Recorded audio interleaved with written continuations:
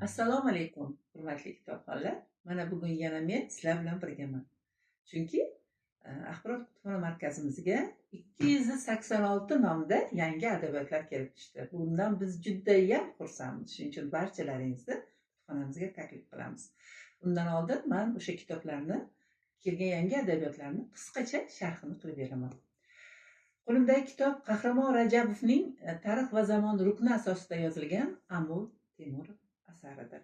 Bu asar sohibqiron bobokalonimiz Amir Temurning hayoti va jangovar yurishlari haqida yozilgan. Navbatdagi kitob Odil Yoqubovning Diyonat nomli asari. Buni hammamiz yaxshi bilamiz. Yangi nashri, hurmatli o'quvchilar, bu film qilingan, teatrlashtirilgan, sahnalashtirilgan bu romani buyuk yozuvchimiz Odil Yoqubovning Diyonat asarining yangi nashri. Hakim Nazirning Lochin qanotlari deb yozilgan kitob.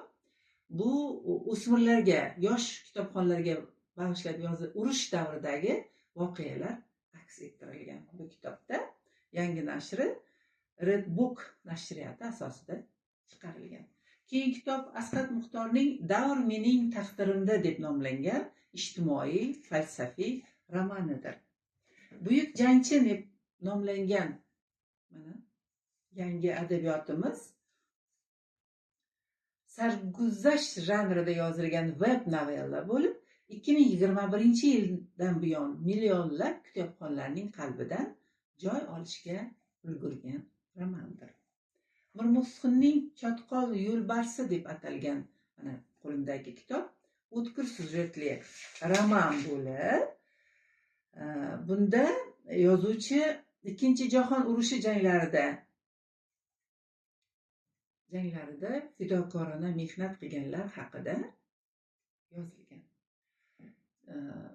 O'zbek yozuvchilari bilan bir qatorda kutubxonaga yangi adabiyotlar, chet el yozuvchilarining asarlari ham kelib tushdi. Siyosiy adabiyotlardan Paul Ekmanning Yolg'on psixologiyasi deb nomlangan asari kelib tushgan. Bu asarda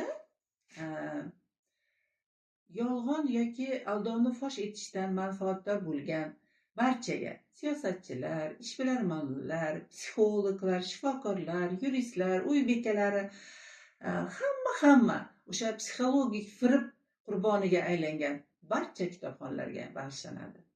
Keyin kitobxonlar ommasiga bag'ishlanadi.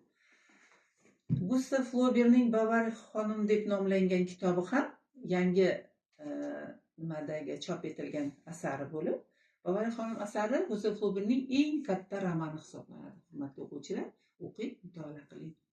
Frans Kafkaning Jarayon nomli kitobi juda nima desam, kitob roman uslubida yozilgan bo'lib, oson o'qiladigan roman emas. O'qish murakkab, tushunish ham, buni tushunishga ham mehnat qilish kerak. Qiziqarli, o'qing, mutolaa qiling. Anar de Balzacning Satanglar yaltiroqligi va qashshoqligi deb nomlangan mana kitobi qalin muqovali kitobi bo'lib, bunda 1824-1830-yillardagi voqealar qamrab olingan. Mana hurmatli o'quvchilar, kelib tushgan 286 nomli kitoblarning ayrimlarini sizlarga sharhlab berdim. Kutubxonaga keling, mutolaa qiling.